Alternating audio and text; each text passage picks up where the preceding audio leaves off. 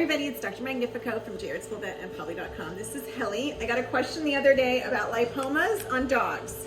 So I do a lot of videos about how expensive veterinary care has gotten, and one of my friends is a veterinarian. She moved to Canada, and she was telling me that her dog has a lipoma on its back leg.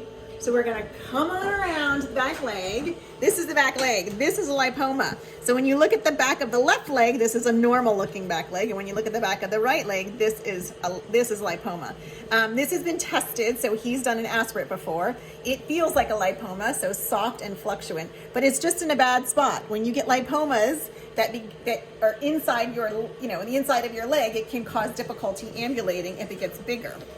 So she was telling me that she went to her vet put a needle in it, and they think it's lipoma, but she's worried that it's getting so big it's going to cause difficulty with ambulation.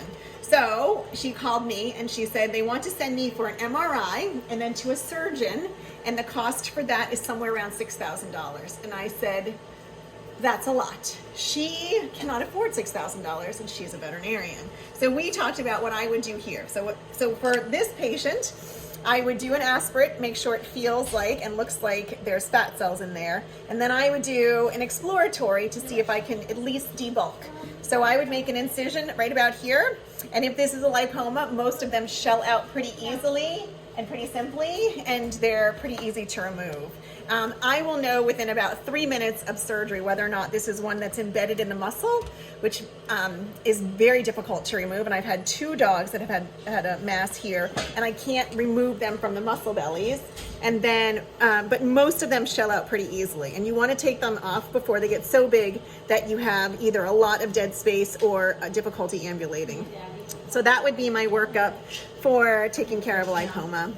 It's about $500 to $800 here if it comes out and shells out easily. And then we have to remove the excess skin. And then, just be careful of them recurring. But don't wait until they cause so much problems that you can't take them off. But you can find a veterinarian who will do it affordably for you. If you have any questions about this, you can find me here anytime or at Jarrettsville Vet website or at Polly.com.